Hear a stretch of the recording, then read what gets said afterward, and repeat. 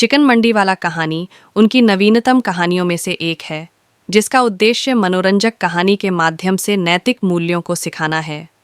संतोष नामक एक आदमी विशेष तरह का चिकन मंडी बिरयानी बनाकर उसी गांव में बेचता था। एक दिन वो चिकन मंडी बिरयानी बनाकर बेचने लगता है। चिकन मंडी बिरयानी, विशेष चिकन मंडी बिरयानी, आइए बाबू आइए।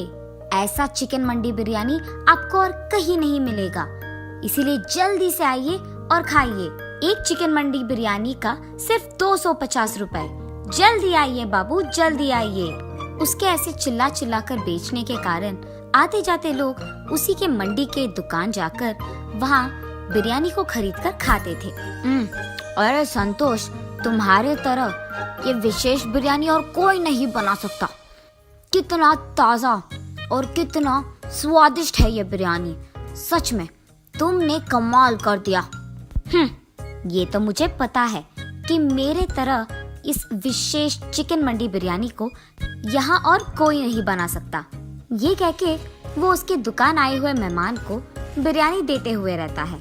ऐसे ही इसके स्वादिष्ट बिरयानी बनाने के कारण उसके ही नहीं बल्कि आसपास के सारे गांव वाले भी संतोष के मंडी दुकान आके ही बिरयानी खाते थे। इसी कारण उसका दुकान बहुत कम समय में बहुत ही प्रमुख जगह बन जाता है और ऐसे ही उसे बहुत पैसे भी मिलते थे। अब इतने पैसे उसकी आंखों के सामने देखकर संतोष समझ गया था कि उसके जैसे बिरयानी आसपास में कोई नहीं बना पाएगा और इसी कारण उसे घमंड भी आ जाता है। इसीलिए वो आए हुए मेहमानों से घमंड होके बात करता था। ऐसे कुछ दिन बीत जाते हैं। फिर संतोष का बेटा वसंत उसके पास आता है। पिताजी, मुझे डिग्री में बहुत अच्छी संख्या मिली है। मैं चाहता हूँ कि ऊंची पढ़ाई करके पुलिस बनूं। अरे मेरा बेटा तो बड़ा बन गया है, अब इसको पढ़ाने की क्या जरूरत है। ये अगर मेरे ही साथ काम करेगा, यहाँ व्यापार संभालेगा तो हम और पैसे कमा पाएंगे। वैसे भी मैं अकेले कोई काम नहीं कर पा रहा हूँ, मुझे मदद में एक हाथ तो चाहिए ही। और तो और मैं अपने बेटे को काम सिखाकर उसे अपने पास ही रख सकता हूँ ताकि वो मुझे काम में भी मदद करे और इस व्यापार को संभालने में भी। वसंत, तुम्हें पुलिस बनने की कोई जरूरत नहीं है।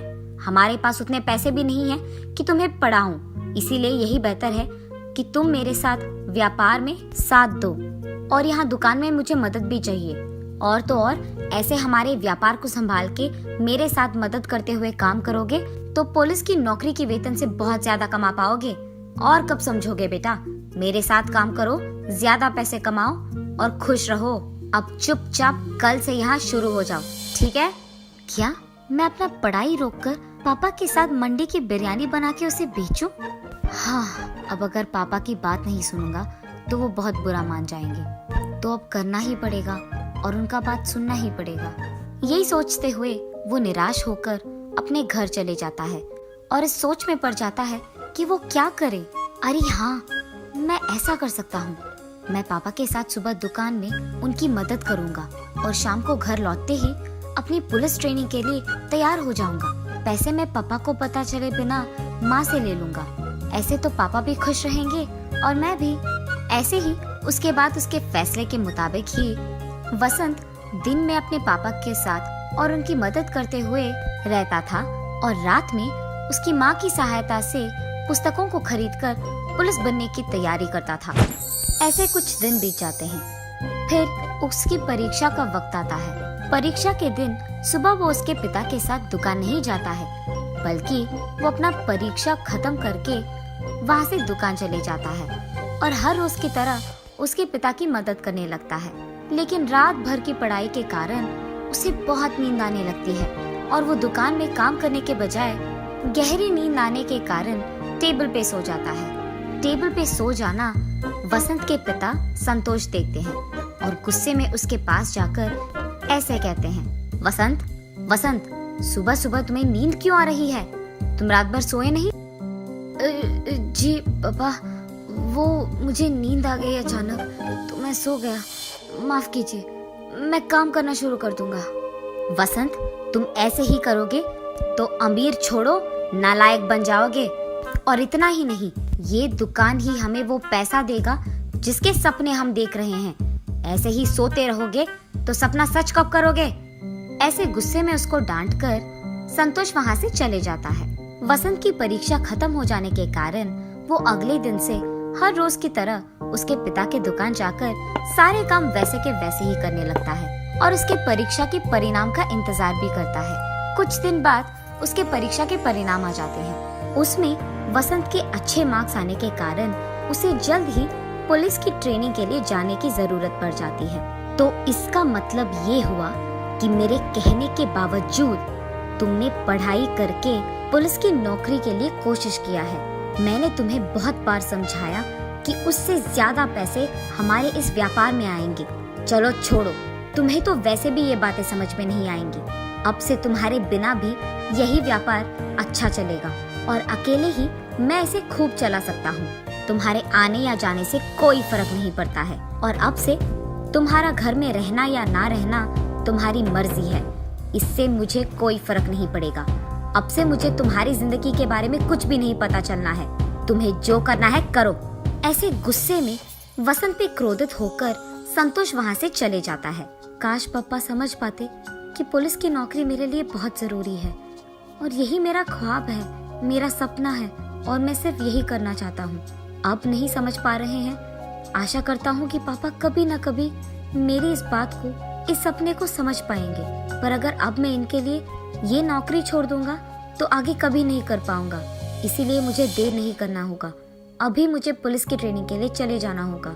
उसके फैसले के मुताबिक ही कुछ ही महीनों में वो पुलिस की ट्रेनिंग के लिए चले जाता है। ट्रेनिंग खत्म करते ही उसके अपने गांव के पड़ोस गांव में उसको इंस्पेक्टर का नौकरी मिलता है। जब वो अपने पिता के पास ये खुशखबरी देने जाता है तो वो उनसे बात तक नहीं करते हैं और उनका मुंह मोड़ के वहाँ से चले जाते हैं।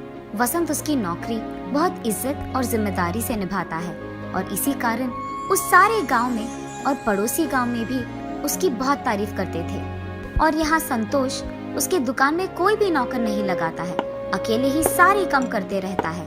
और ये सब उसी गांव में रहने वाले दो आदमी दूर से देखते रहते हैं।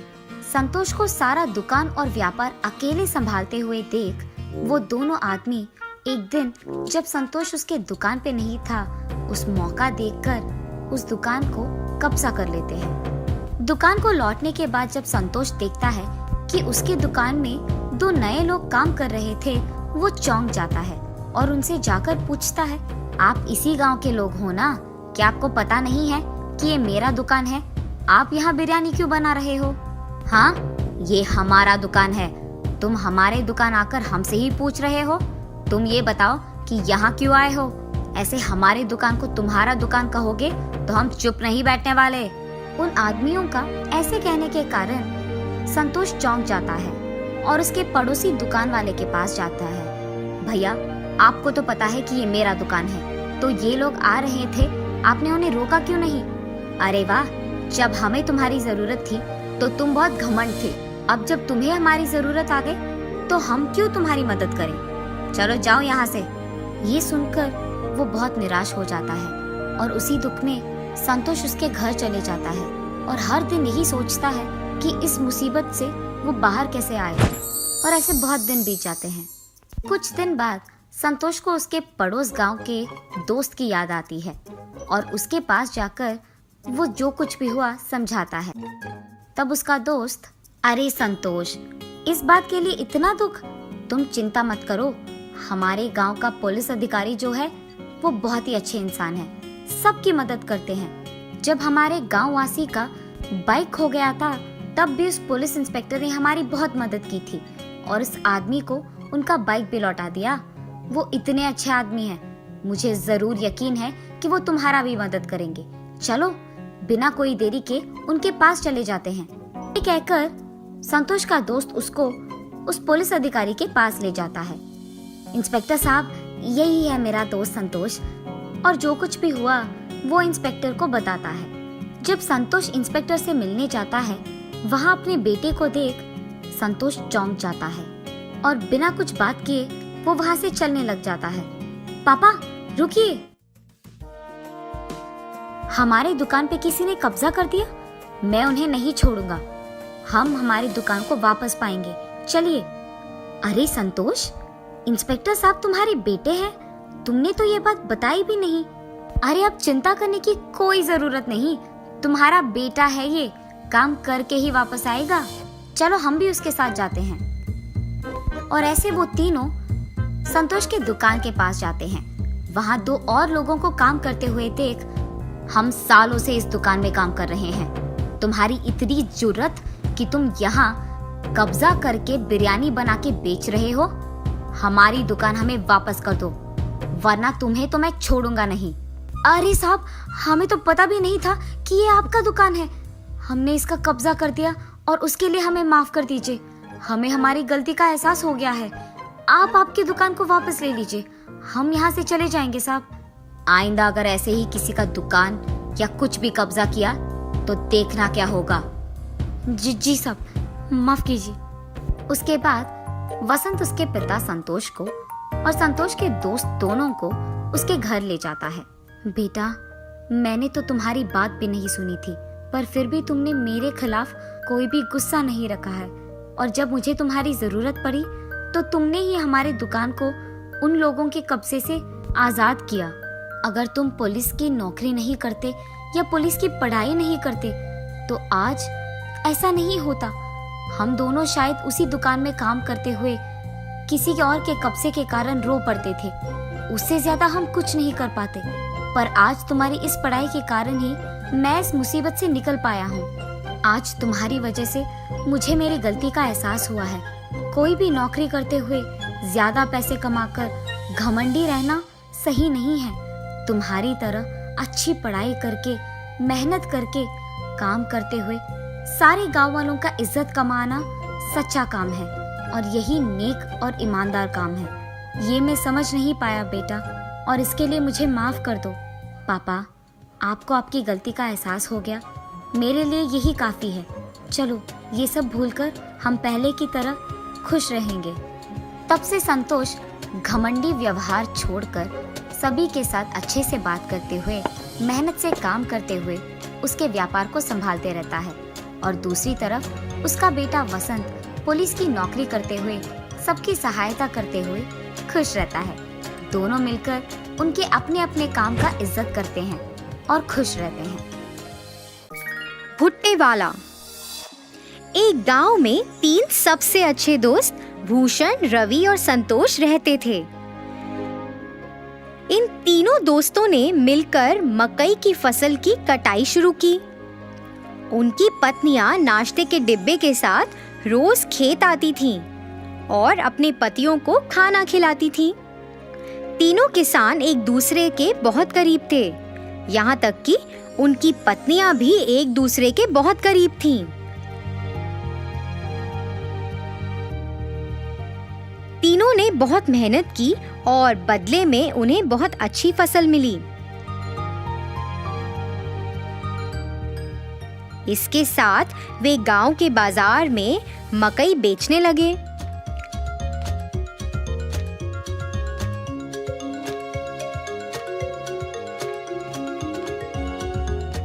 कुछ ही समय में स्वाद और मिठास के कारण सभी मकई भुट्टे बिक गए और दिन के अंत में उन्हें खूब कमाई हुई।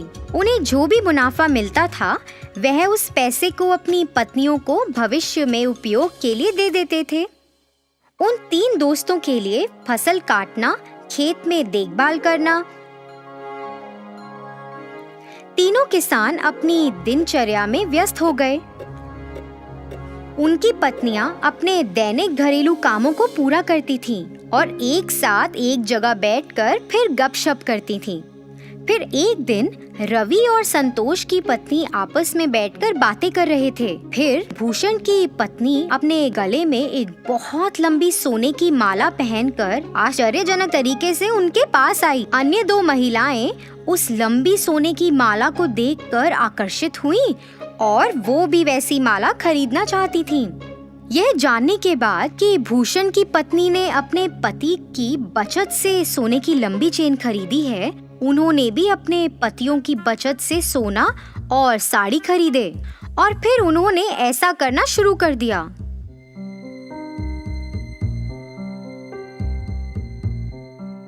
पतियों ने अपनी पत्नियों को सोने की माला और महंगी साड़ी पहने देखा और उनसे इसके बारे में पूछा।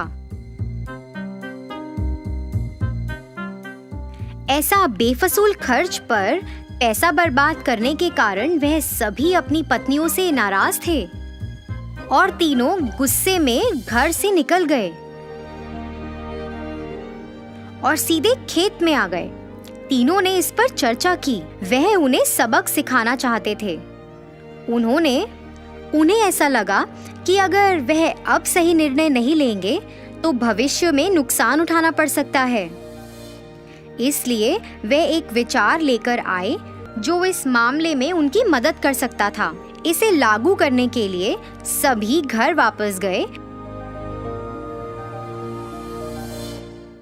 हमारे भविष्य के बारे में बिना सोचे तुमने हमारी बचत को बर्बाद कर दिया। इसके बदले में तुम्हें एक व्यवसाय या नौकरी करके अपने सोने और साड़ियों के मूल्य जितना पैसा कमाना पड़ेगा।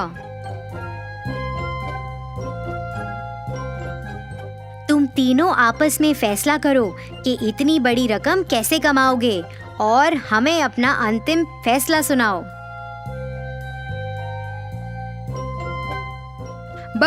हमें बस ये बताएं कि आप तीनों कब शुरू करने जा रहे हैं। जल्दी निर्णय लो। आप महिलाओं के पास सिर्फ 30 दिन हैं।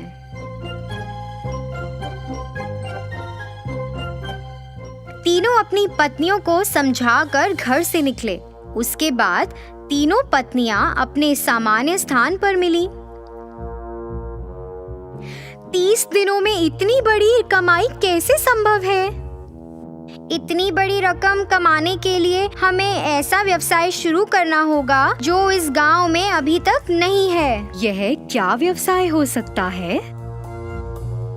तीनों ने खूब चर्चा की।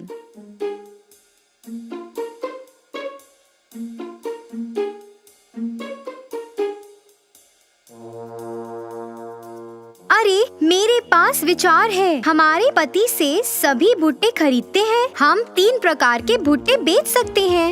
एक कच्चे, फिर एक तले हुए और एक वो जिस पर नींबू, नमक और काली मिर्च का लेप हो। अन्य 2 महिलाएं भी भूषण की पत्नी से सहमत थी। वे तीनों अपने पतियों के पास गईं और अपने विचार के बारे में बताया। उनकी बात सुनकर तीनों किसानों ने सहमति जताई। उस दिन से उन तीनों ने बहुत मेहनत करना शुरू कर दिया, जैसा कि उन्होंने अपने पतियों से वादा किया था। उन्होंने अपनी दुकान के ठीक सामने एक बोर्ड लगाया जिस पर लिखा था कच्चा भुट्टा 15 रुपए, तला हुआ भुट्टा 20 रुपए और तला हुआ भुट्टा नमक, नींबू और काली मिर्च के साथ 25 रुपए। एक महिला ने भुट्टे का छिलका उतारा, दूसरी ने भुट्टे को भूना और तीसरी ने भुट्टे पर नींबू, नमक और काली मिर्च का लेप लगाया। बाद में उन्होंने उसे बेचकर पैसे कमाए। हालांकि ये महंगा था, पर फिर भी लोगों ने उसे खरीदना शुरू किया। 2 दिनों में ही काफी लोग भुट्टे लेने के लिए आए। उस मीठे रसीले भुट्टे के लिए लोग लंबी कतार में खड़े होकर इंतजार कर रहे थे। दिन के अंत में उन्होंने भुट्टे बेचकर 6000 रुपए कमाए। इसी तरह से यह 30 दिनों तक जारी रहा और उन्होंने लगभग 1,80,000 रुपए कमाए। 31वें दिन वे तीनों अपने व्यवसाय से कमाए हुए पैसे लेकर अपने पतियों के पास गईं। पैसे वापस देने के बाद उन्होंने अपने पतियों से वादा किया कि वह अपने व्यवसाय को जारी रखेंगी और कड़ी मेहनत करेंगी। इसी तरह तीनों महिलाओं को पैसों और मेहनत का मूल्य पता चला। उन्हें अपनी गलती का एहसास हुआ। उन्होंने पहले की गई गलती को कभी नहीं दोहराया। उन्होंने अपने पतियों के काम में हाथ भी बटाया। बहुत सारी कमाई के साथ वे नाम और प्रसिद्धि के साथ खुशी से रहते थे।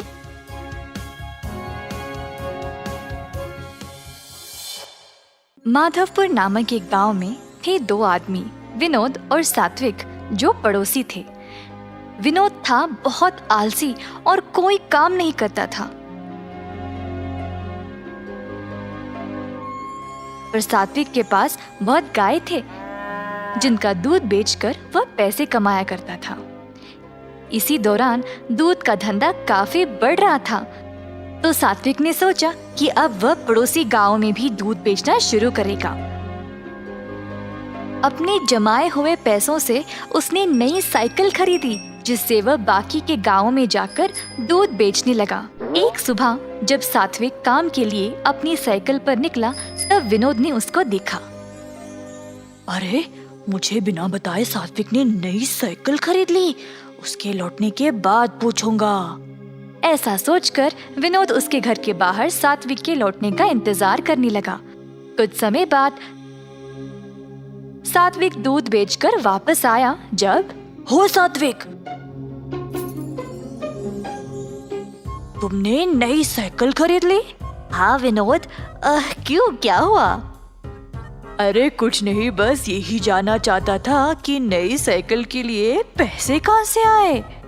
भाई, आज तक जो भी दूध बेचा ना, उसमें से मैंने थोड़ा थोड़ा जमाया इस साइकिल के लिए, जिसकी मदद से अब मैं पास वाले गांव में भी जाकर दूध बेचने लगा हूँ।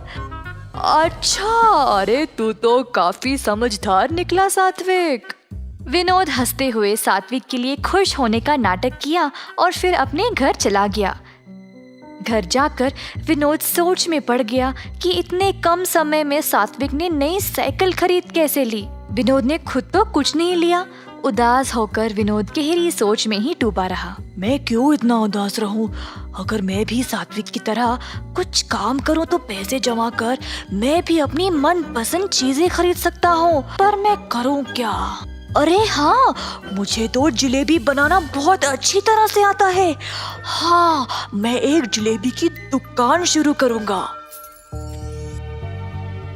फिर अगले दिन विनोद ने अपनी एक छोटी सी दुकान खोल ली और गरम गरम जलेबी बेचने लगा।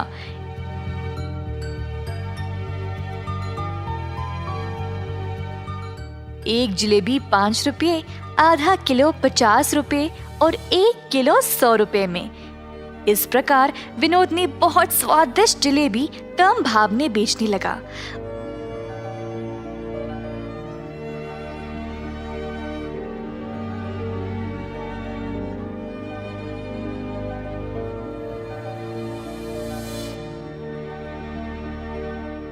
उसके गर्मा गर्म जलेबियों की सुगंध गांव के कोने कोने तक पहुंच गई। गांव के सारे लोग विनोद की दुकान पर आने लगे मजेदार जलेबियों का स्वाद लेने के लिए।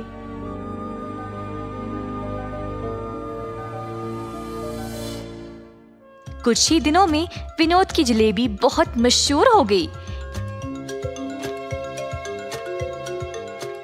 एक दिन रमेश नामक एक आदमी उसकी दुकान पर जलेबी खा रहा था। वाह विनोद, तुम्हारे हाथों की बनाई हुई जलेबी बहुत ही मजेदार है। इतने कमाल की जलेबी मैंने आज तक खाए ही नहीं भाई, वाह। ऐसा कहकर रमेश जलेबी के मजे ले रहा था और बाकी के लोगों ने भी उसकी बहुत तारीफ की। पूरे गांव में विनोद की दुकान और भी मशहूर हो गई।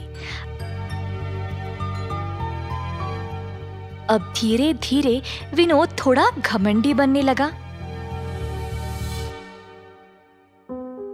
मेरे जैसे जलेबी तो और कोई बना ही नहीं सकता। मुझे जलेबियों का दाम भी बढ़ाना पड़ेगा, इससे मैं और ज्यादा मुनाफा कमा सकता हूँ। दुकान पे आए हुए सब लोगों को विनोद ने बोला, जी आज से एक जलेबी 10 रुपए, आधा किलो 100 रुपए और 1 किलो 200 रुपए में।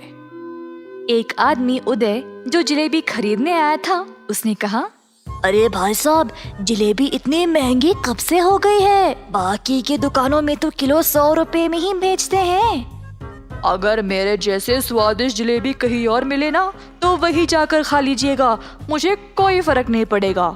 विनोद जैसी स्वादिष्ट जलेबी कहीं और नहीं मिलेगी, ऐसा सोचकर लोगों ने अब महंगी जलेबी खरीदना शुरू कर दी। इस गांव में मेरे जैसे जलेबियों को टक्कर देने वाला और कोई है ही नहीं। गांव वालों को तो अब मेरे स्वाद की लत लग चुकी है। ऐसा सोचकर उसने जलेबी को तोलने वाले तराजू के नीचे सबकी नजर से चोरी एक छोटा सा भार लगा दिया, जिससे वे लोगों को ज्यादा पैसों में कम जलेबियां बेच सके। इसी तरह विनोद का कारोबार उसके अनुसार चलता रहा।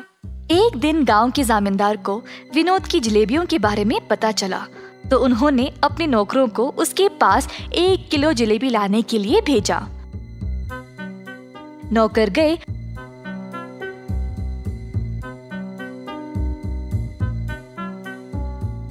और विनोद के यहाँ से 1 किलो जलेबी ले आए और जमींदार जी को दे दिया। जमींदार जी ने देखा कि जलेबियां तो 1 किलो से कम है। मैंने तो 1 किलो मंगवाया था, ये तो उससे कम है। मेरे आदेश का पालन क्यों नहीं किया? कहा जमींदार जी ने गुस्से से। साहब जी, हमने तो दुकानदार को 1 किलो ही देने को बोला था और फिर उसने इतना ही दिया। हमारी कोई गलती नहीं है प्रभु।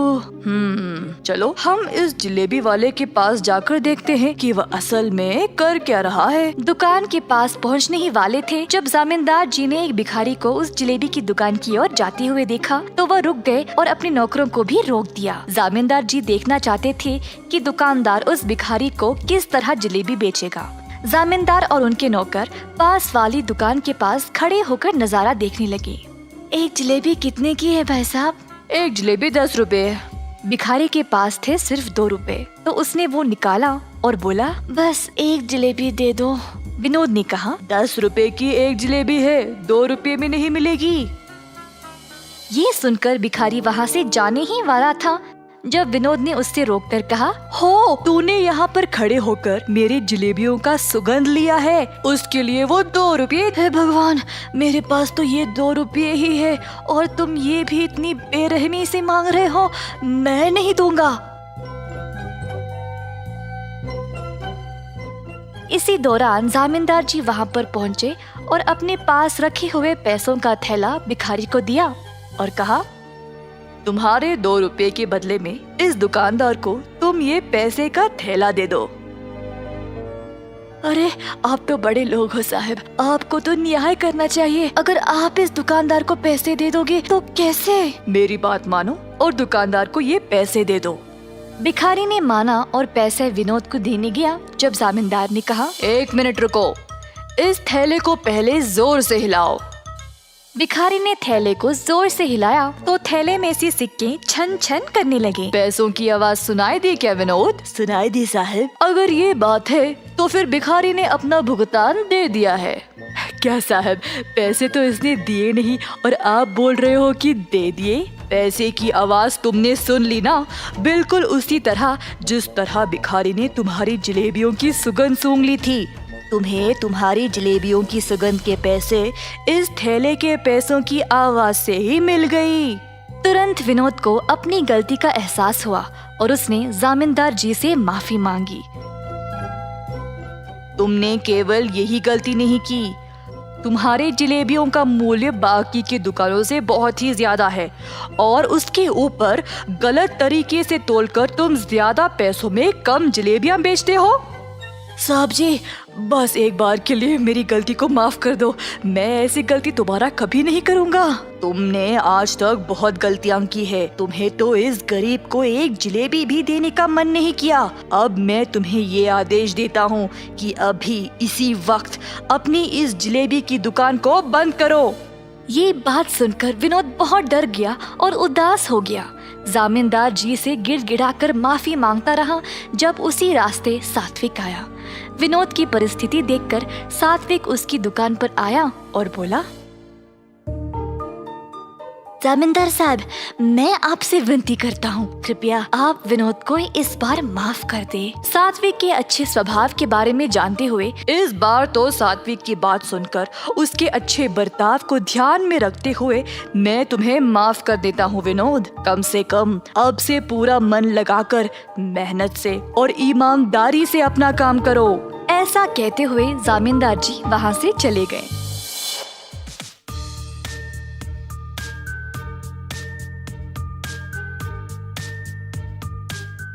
सात्विक और जमींदार जी की बात सुनकर विनोद ने अच्छा नाम कमाने का ठान लिया।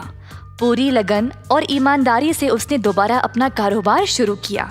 इस वजह से अब और भी लोग उसके पास जलेबी खाने आने लगे।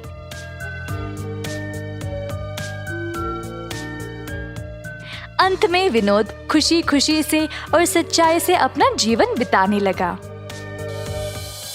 चैनल में अन्य कई कहानियां और सामग्री भी शामिल हैं, जैसे लालची समोसा वाला, लालची मुर्गी वाला और कई पारंपरिक और आधुनिक हिंदी कहानियां, जिनमें से प्रत्येक अपने अनोखे नैतिक मूल्य और मनोरंजन प्रस्तुत करती है।